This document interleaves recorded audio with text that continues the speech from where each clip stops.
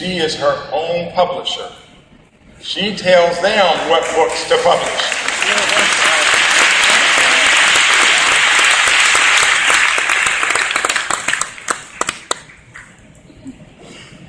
She came up with a little money, but she found a big job, and here we are together, 5 weeks on the New York Times bestseller list.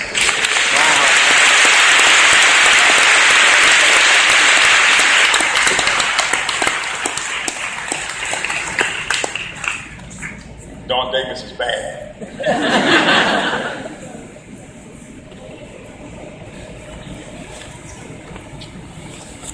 Why ODU? Why launch the book here? Years ago, when I was in the Upward Bound program, there was a gentleman by the name of David Dulong. I've been saving this story, and I want to tell it right now. David Dulong taught drama. He graduated from here and taught drama. He gave me a trophy when I was a senior in high school. Best drama student. I was so proud of that. It was the first non-athletic trophy that I had ever been given in my life. After college, I said I wanted to go to New York City.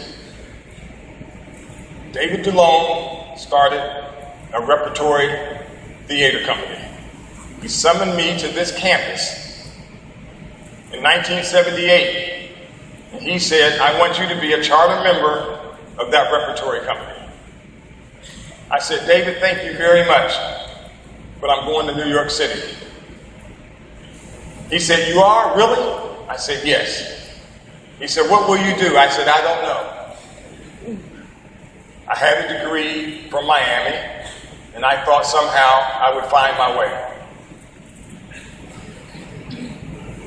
I told him I was terrified. David Dulong looked me in the eye and said, that's okay. You must go. You must go to New York City. He said, even if you fail, you will learn something. He gave me the engine to rocket forth from this campus. That is why I have come back to Ohio Dominican University this evening to pay homage to David Dulong, who is no longer with us.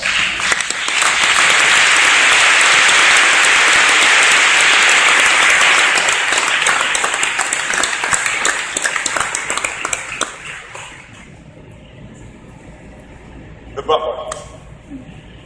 Unknown, unheralded. Did not have a publicist, did not have an agent, did not have a manager. Worked for 34 years in the White House, never missed a day of work. Lived at the most powerful address in the world. And when he would go back to his native Virginia, would have to use a segregated men's room or drink from a segregated water fountain. He loved his country, even when his country's laws did not love him. He was a giant of a man in a quiet way.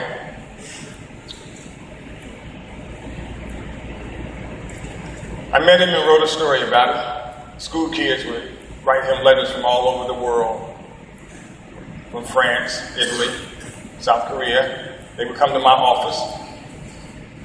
And I would take those letters over to his house after his wife died. It would just be me and him by lamplight, and we would read those letters aloud to each other.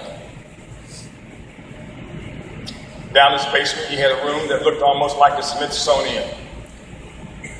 I was astonished to see it. No other writer had seen it.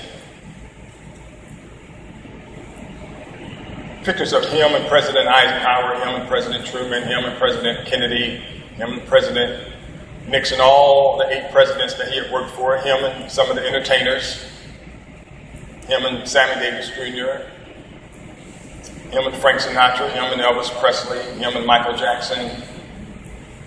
I said, Mr. Allen, now, are you sure that no one has ever written a story about your life? A long-form narrative about your life? He walked over to me and he said, if you think I'm worthy, you'll be the first.